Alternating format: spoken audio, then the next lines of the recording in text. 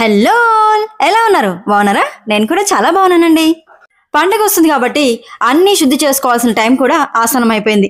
పీతాంబరం ఈ పేరు చాలా ఫేమస్ కదా! ఇలాంటి రాగి వస్తువులు కానీ, ఇత్తడి వస్తువులు కానీ జుమ్ అని ఒక మాయ చేసి వెళ్ళిపోతుంది. అవునా?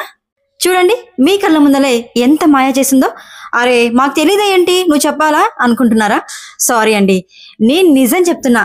నా లైఫ్‌లో నేనెప్పుడు ఇలాంటి పౌడర్‌ని ఇత్తడి వస్తువులపై కానీ, రాగి వస్తువులపై కానీ యూజ్ చేయలేదు. ఇప్పుడు మొట్టమొదటిసారిగా యూజ్ చేస్తున్నాను. ఫర్ ది ఫస్ట్ టైం అలా షాక్‌లో ఉండిపోయాను అంతే.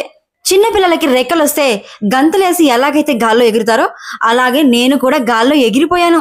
నా చిన్నప్పటి నుండి మా ఇంట్లో అమ్మ గాని, ఇంకెవరైనా సరే మేనత్తలు గాని, చిన్నమ్మలు గాని ఎవరైనా సరే కాస్త చింతపండు, నిమ్మకాయ, ఉప్పు ఇవన్నీ వేసి కడుగుతుండేవాళ్ళు. కానీ నాకొక చిన్న డౌట్ అండి. అదేంటంటే ఇత్తడి బిందెలు కానీ, ఇత్తడి వస్తువులు కానీ ఈ పీతాంబరంతో కడిగితే చాలా బాగా ఉంటున్నాయి. అంటే కడిగిన చాలా వరకి కూడా అంటే 1 మంత్ గాని, లేదంటే 1 ½ మంత్ గాని అలా వరకు అంతవరకు కూడా చాలా బాగానే ఉంటున్నాయి. No problem. ఒక్కొక్కసారి 2, 3 మంత్స్ కూడా బాగానే ఉంటున్నాయి. కానీ ఈ రాగి బిందె కడిగిన 1 అవర్‌కే అండి మళ్ళీ నల్లబడిపోయింది. ఏంటిలా? నాకేం అర్థం కాలేదు.